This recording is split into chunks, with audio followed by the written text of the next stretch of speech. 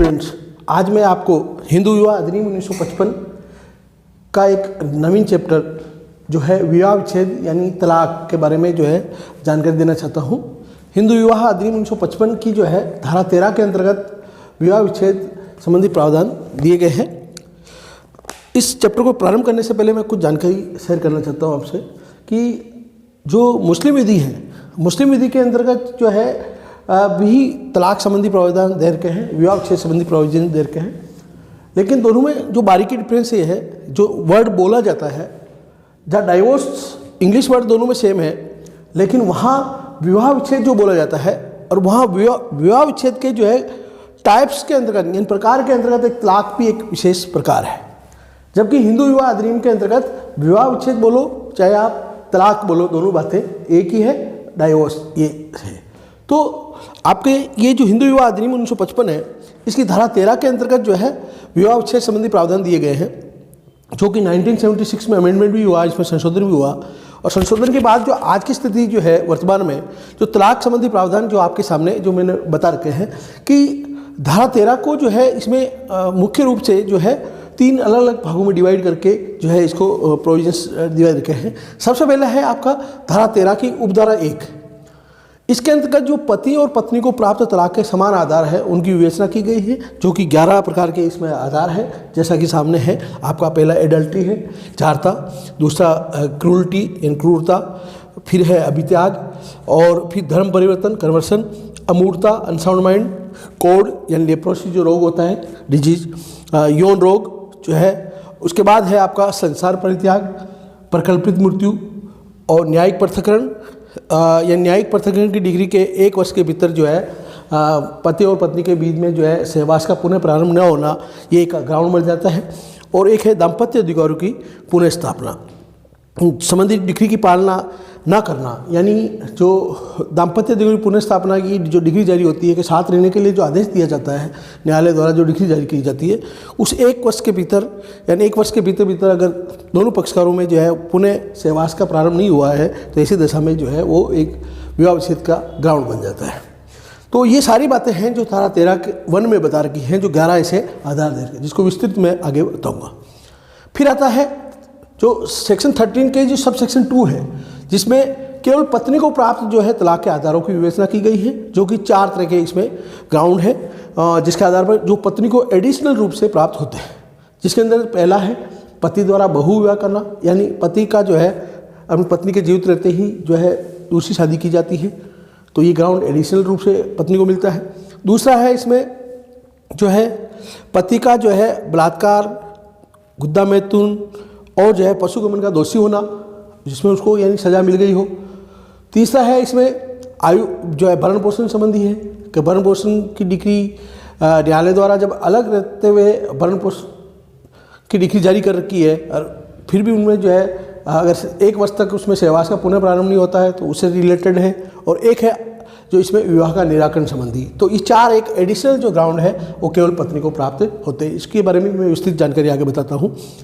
और एक होता है जो विवाह विच्छेद का जो एक तरीका है वो है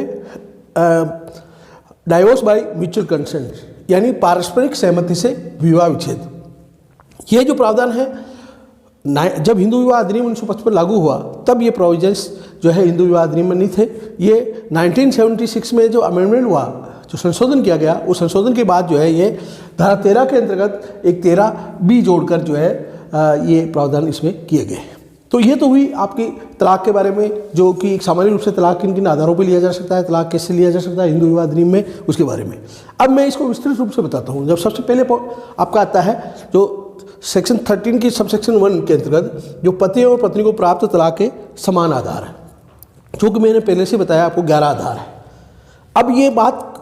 जो इसको पढ़ाने से पहले मैं बताना चाहता हूँ, अब आप सामने क्वेश्चन खड़ा होता है कि क्या पति किन आधारों पर तलाक ले सकता है हिंदू विवाह अधिनियम के अंतर्गत, यानी एक हिंदू पति किन किन आधारों पर तलाक ले सकता है या कितने आधार उनको प्राप्त होते हैं। तो पति को आपको 11 आधार मिलेंगे, जो कि धारा 13 की सब सेक्शन 1 के अंतर्गत दिए गए। अब ये क्वेश्चन खड़ा होता है कि पत्नी किन किन आधारों पर डाइवोर्स ले सकती है। तो पत्नी को जो है टोटल 15 आधार प्राप्त होते हैं, जो 11 जो पति के साथ जो समान रूप से हैं और 4 एडिशनल यानी अतिरिक्त जो 4 आधार है, इस तरह 15 ऐसे आधार होते हैं और दोनों आपसी सहमति से 13B के तहत जो है विवाह विच्छेद ले कर सकते हैं। अब आता है जो पति और पत्नी को प्राप्त समान आधार, इसके अंदर जो सबसे पहला जो ग्राउंड होता है वो जारता, एडल्ट्री। ये जो है धारा 13 के सबसेक्शन 1 के अंतर्गत जो डिवीजन 1 के अंतर्गत इसका उल्लेख कर रखा है।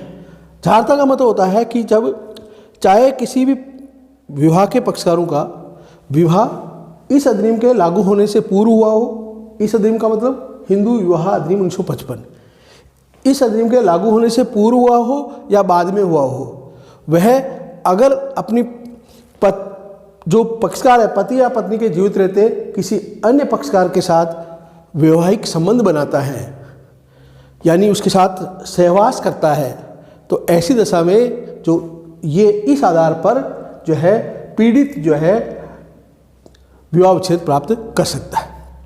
यानी इसको स्पष्ट अगर करें तो मान लो अगर पति ने अपनी पत्नी के रहते हुए अगर वो किसी अन्य महिला के साथ रिलेशन बनाता है, चाहे उस अन्य महिला की इच्छा भी हो उसमें,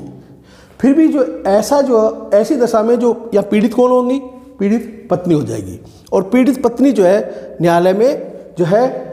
धारा 13 के सबसेक्शन 1 के डिवीजन 1 के तहत एडल्ट्री के आधार पर विवाह विच्छेद हेतु प्रार्थना पत्र दायर कर सकते हैं।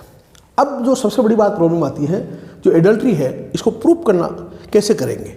प्रूफ करना बहुत मुश्किल है, क्योंकि अगर कोई पति और पत्नी में से कोई भी किसी अन्य महिला के साथ या पुरुष के साथ अगर किसी रेस्तरां में बैठे भी हैं और वो गलत तरीके से भी बैठे हैं, जैसे मान लो उसके चोली वगैरह नीचे हो रही है या ऐसी स्थिति में है, तो भी वो एडल्ट्री नहीं माना जाएगा। एडल्ट्री के लिए ज़रूरी है इसके केवल परिस्थितियों के आधार पर इसको साबित करना मुश्किल, क्योंकि इसको आई विटनेस तो इसमें मिलता नहीं। तो ऐसी दशा में एडल्ट्री के लिए ज़रूरी है कि रियल में जो है ये साबित करे कि किसी अन्य पुरुष या महिला के साथ रिलेशन बनाया है, तभी एडल्ट्री माना जाएगा। केवल साथ घूमना मात्र या साथ अलग अलग जगह पाया जाना ये एक आधार नहीं है। अब इससे रिलेटेड में कुछ आपको इसको एक्सप्लेन करने के लिए 1-2 केस मैं आपको बताता हूँ कि एक केस था जिसमें है कि श्रीमती आनंदी देवी बनाम राजा राम, ये कि all India reporter 1973 Rajasthan high court का मामला था। जो इसके अंदर क्या है, पति ने जो है तलाक के लिए एक याचिका दायर की जिसमें ग्राउंड लिया था एडल्ट्री, और उन्होंने न्यायालय में ऐसा कहा, अपने फैक्ट में बताया कि मेरी पत्नी के जो संतान उस दशा में हुई है, उस परिस्थिति में हुई जबकि मेरी पत्नी के साथ कोई भी शारीरिक संबंध स्थापित नहीं हुआ है, और इस चीज़ को उन्होंने न्यायालय में प्रूफ कर दिया, साबित कर दिया। तो साबित हो गया, तो इसका मतलब क्या है, वहाँ यहाँ पत्नी द्वारा एडल्ट्री पूर्ण जीवन यापन किया गया है, और ऐसी दशा में न्यायालय ने इस ग्राउंड के आधार पर पति को धारा 13 की डिग्री जारी कर दी। उसी प्रकार देखो एक मामला और था जो बहुत पुराना मामला था, जिसमें थिम्पा दस्पा बनाम थिम्वा फोम थिम्पा, ये जो है एक मामला था जो कि ऑल इंडिया रिपोर्टर 1972 का था, मैसूर लॉ जर्नल का, जिसके अंतर्गत क्या है कि इसमें पत्नी प्राय घर से बाहर रहा करती थी और अजनबी व्यक्तियों के साथ वो पाई गई। वह अजनबी व्यक्तियों के साथ अनेक स्थानों पर होटलों में पाई गई और देर रात्रि को घर पाती थी। जब पति द्वारा उनसे पूछा गया कि आप कहाँ गई, क्या हो, तो उसका भी जवाब उन्होंने सही ढंग से नहीं दिया या जवाब ही नहीं दिया। तो ऐसी दशा में ये भी जो है पत्नी की एडल्ट्री मानी जाएगी, ये भी एक ग्राउंड बन जाएगा। तो ये तो हुआ एडल्ट्री। यानी एडल्ट्री का मतलब होता है कि दूसरे पक्षकार के साथ या पति या पत्नी में से किसी भी के द्वारा अपने पक्षकार के होते हुए, पति पत्नी के होते हुए भी जो है किसी अन्य के साथ जो है शारीरिक संबंध बनाया जाना जरूरी है। दूसरा आता है आपका ग्राउंड क्रूरटी, यानी ये जो है ये क्रूरटी और जो अभित्याग, दो आधार जो है ये दोनों 1976 में जोड़े, अमेंडमेंट के बाद इसमें संशोधन करते हुए जोड़े गए, जो कि धारा 13 के सबसेक्शन 1 के अंतर्गत जो खंड 1 है उसके अंदर खंड 1A में क्रूरता और 1B में अभित्याग जोड़ा गया। क्रूरता का मतलब होता है कि देखो, जहां पति और पत्नी में से, यानी ये तलाक का दूसरा आधार है। और इसमें जब विवाह के किसी पक्षकार द्वारा विवाह संपन्न हो जाने के बाद याची के साथ, याची का मतलब जिन्होंने प्रार्थना पत्र दायर किया तलाक का, के साथ क्रूरतापूर्ण व्यवहार किया है, और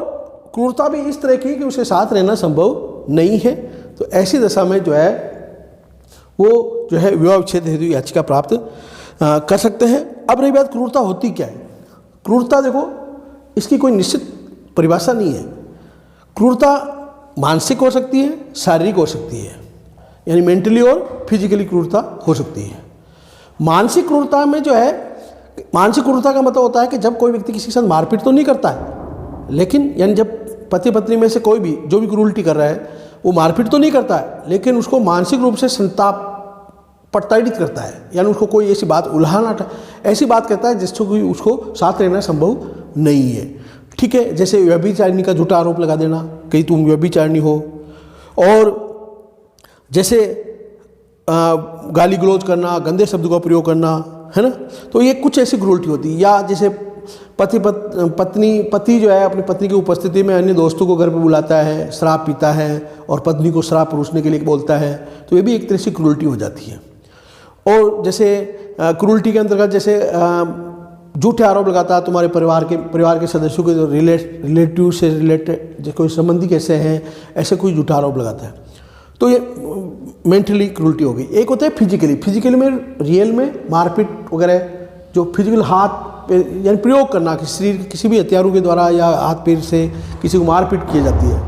उसके साथ जो मारपीट की जाती है जिससे कि साथ रहना संभव नहीं है, जैसे तेल गर्म उबलते हुए तेल में उसका हाथ डाल देना वगैरह, गर्म पानी में वगैरह, ये जो है क्रूरल्टी के श्रेणी में आती है, शारीरिक क्रूरता होती है।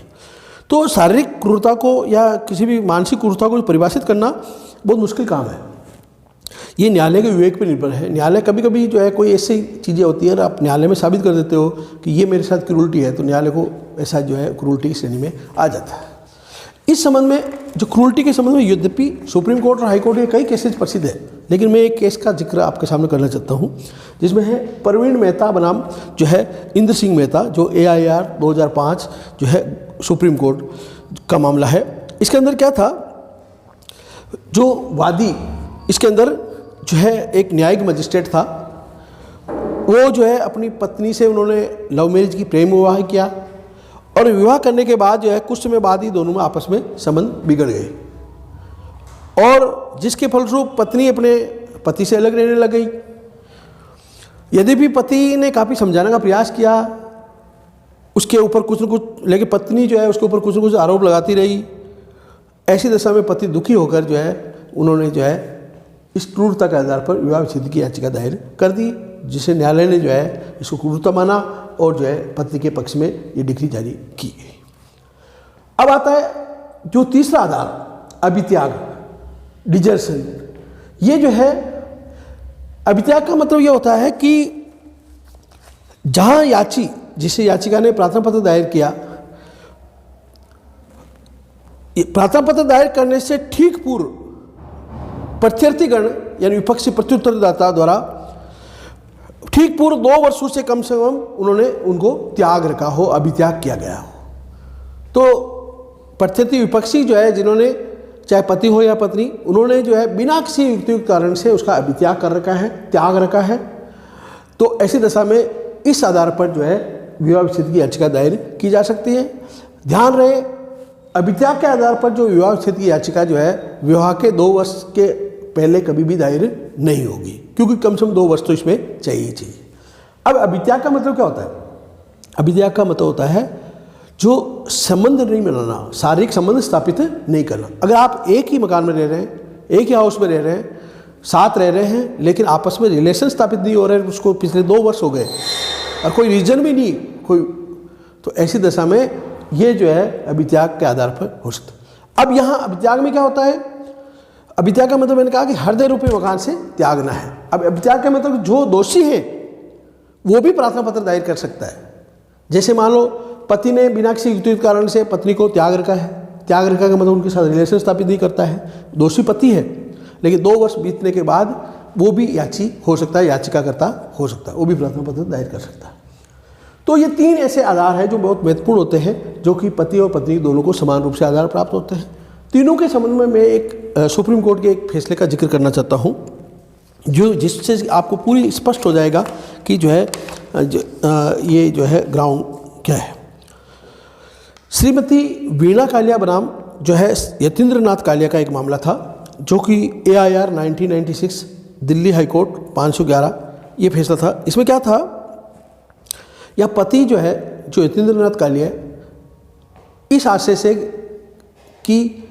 मैं उच्च शिक्षा प्राप्त करना चाहता हूँ, यानी हायर एजुकेशन प्राप्त करना चाहते हो, और इसलिए जो है उन्होंने अपनी पत्नी और जो उनकी 2 पुत्रियाँ थी, 1 वर्ष की और 2 वर्ष की, उनको छोड़कर वो जो है विदेश चला गया।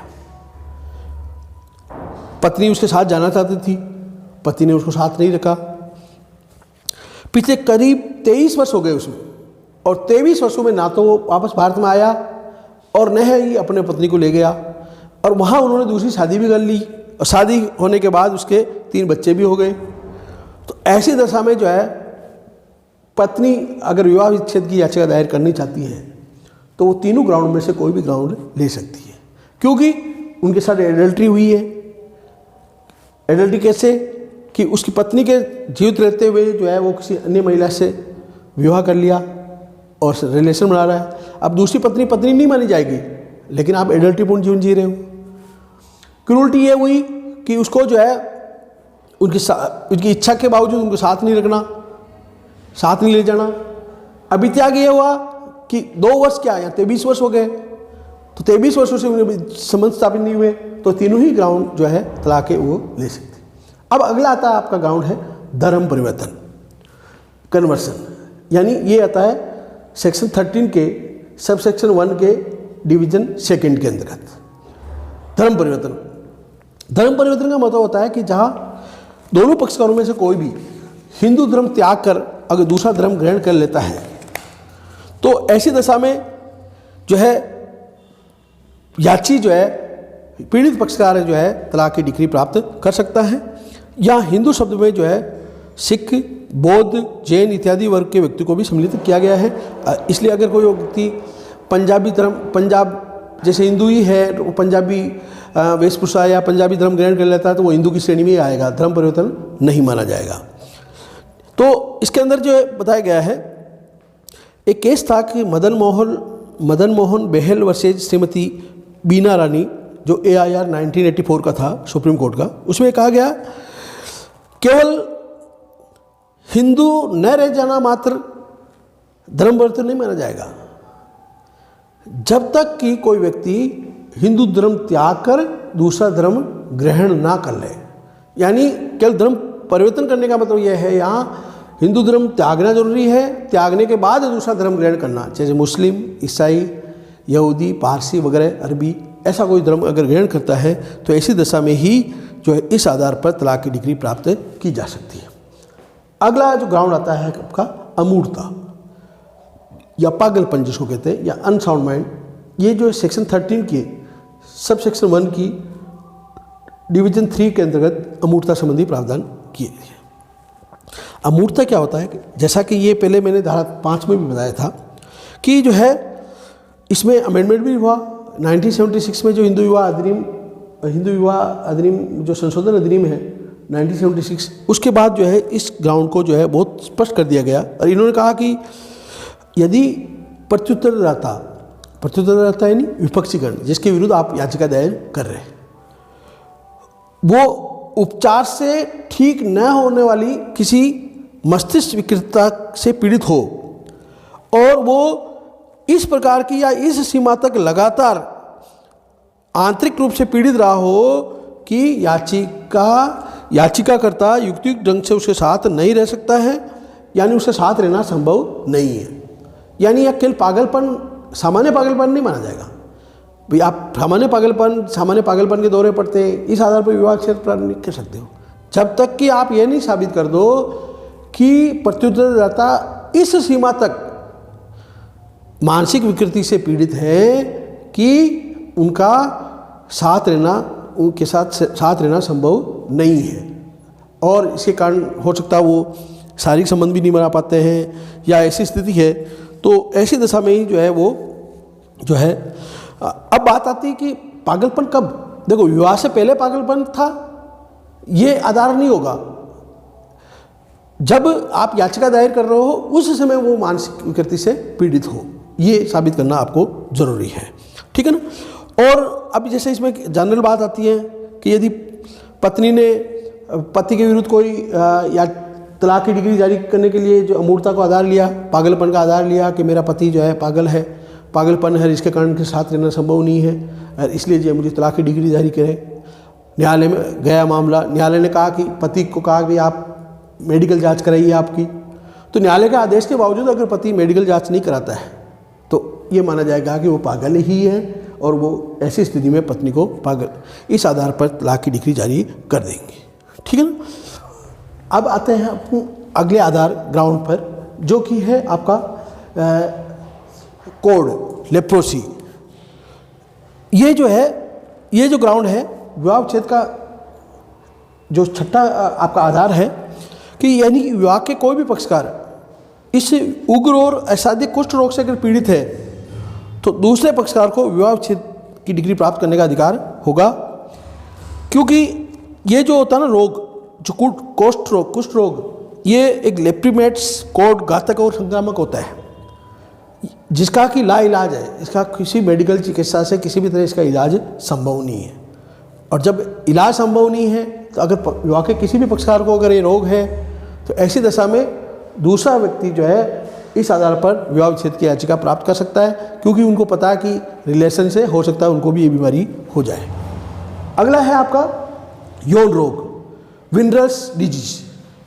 ये जो यौन रोग है ये एक तरह से ये भी एक संक्रामक रोग है और इसमें विवाह का कोई भी पक्षकार जब दूसरे पक्षकार से जो यौन रोगी है और तो ऐसे दशा में दूसरा पक्षकार से इस आधार पर विवाह विच्छेद की याचिका प्राप्त कर सकता है, क्योंकि ये रोग जो सेवा से एक पक्षकार से दूसरे पक्षकार में फैल सकता है। एड्स, जैसे एड्स, गर्मी, सुजाक आदि, ये ऐसे रोग होते हैं जो शरीर से शारीरिक संबंध से एक दूसरे में फैलते हैं। तो इस आधार पर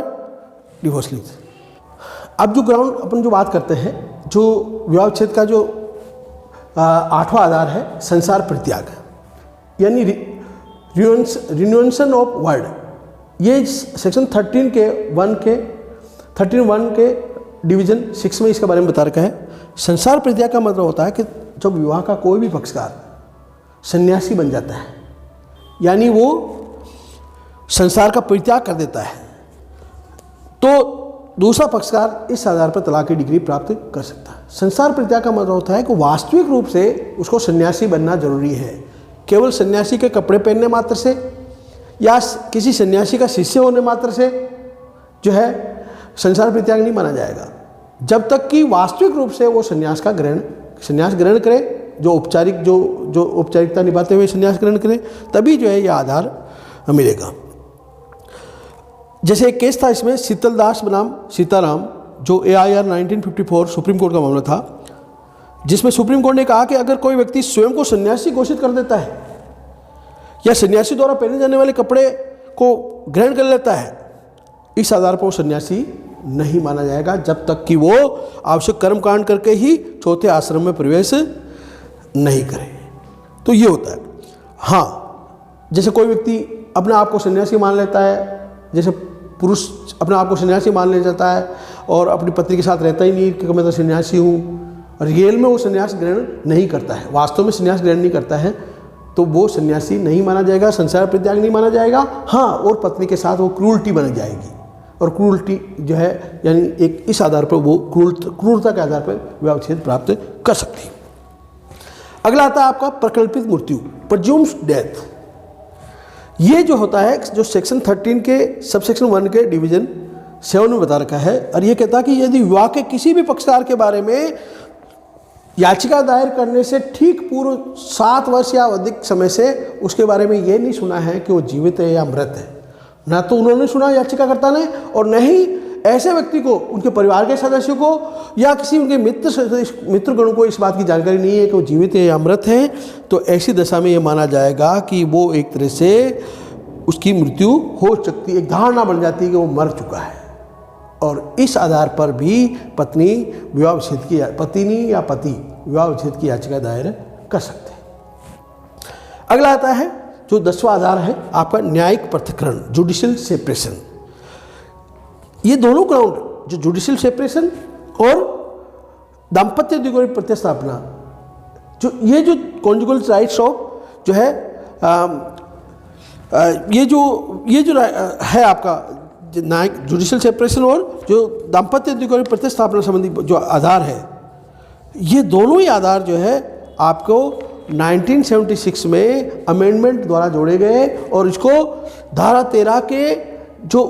सबसेक्शन 1 है उसी के अंदर जोड़ा गया। जो धारा 13 के सबसेक्शन 1 में ए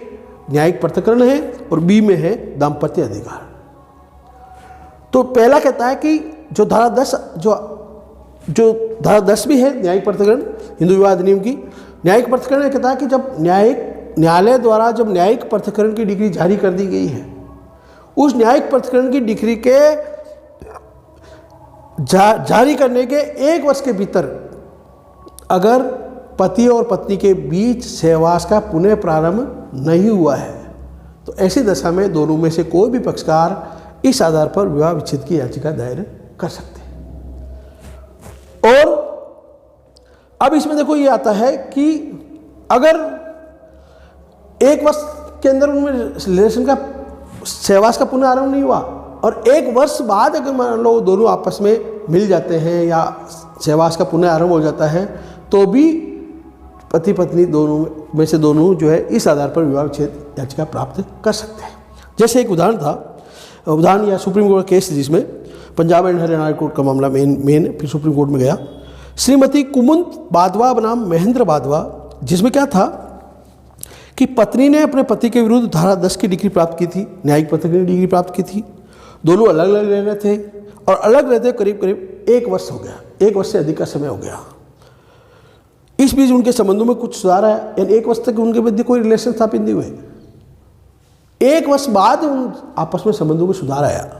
संबंधों में क्या आया, जिसके परिणाम स्वरूप पति ने पत्नी को दिवाली के अवसर पर गिफ्ट भी भेजा, अपने घर ले गया और उसे 4 दिन तक अपने घर पर रखा और उनके साथ शारीरिक संबंध भी कायम किया। ठीक है, उसके बाद पति ने पत्नी को उसके घर पहुंचा दिया और कुछ दिनों बाद जो है पति तलाक का वाद न्यायालय में दायर करता है, विवाह विच्छेद की याचिका दायर करता है। तो क्या ये याचिका स्वीकार की जाएगी? बिल्कुल स्वीकार की जाएगी। क्यों की जाएगी? क्योंकि 1 वर्ष तक उनके मध्य धारा 10 की डिग्री जारी होने के 1 वर्ष के भीतर उनमें सहवास का पुनः आरंभ हुआ। बाद में चाहे प्रारंभ हो गया, उससे कोई फर्क नहीं पड़ेगा, कोई प्रभाव नहीं पड़ेगा और इस आधार पर तलाक की डिग्री जो है उनको मिलेगी, पति को मिलेगी। अगला आता है जो लास्ट, जो पति और पत्नी को प्राप्त तलाक के समान आधारों में सबसे अंतिम है, दाम्पत्य अधिकारों की डिग्री की पालना न करना। यह होता है कि जब धारा 9 हिंदू विवाह अधिनियम 1955 की धारा 9 के अंतर्गत बताया गया है, दाम्पत्य अधिकार की पुनः स्थापना की डिग्री जारी की जाती है। यानी पति पत्नी जो बिना किसी कारण से अलग अलग रह रहे हैं और दोनों में से किसी ने अगर धारा 9 की डिग्री के लिए न्यायालय में जो है याचिका दायर की है, तो न्यायालय को यदि उचित लगता है तो ऐसी दशा में उनको साथ रहने का आदेश दिया जा सकता है। और उस साथ रहने के आदेश के तहत जो है उनको अगर वो न्यायालय द्वारा साथ रहने का आदेश दिया गया कि आप साथ रहिए, साथ रहने का मतलब आपस में संबंध स्थापित कीजिए, लेकिन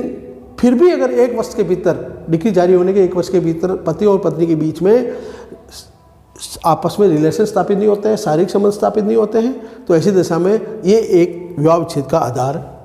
बन जाएगा। दोनों में से कोई भी पक्षकार जो है इस आधार पर विवाह विच्छेद की याचिका दायर कर सकते हैं। तो इस तरह ये 11 ऐसे आधार हैं जो पति और पत्नी दोनों को समान रूप से प्राप्त होते हैं। यानी इन आधारों पर पति भी विवाह विच्छेद की याचिका दायर कर सकता है और पत्नी भी इसमें याचिका दायर कर सकते हैं। धन्यवाद।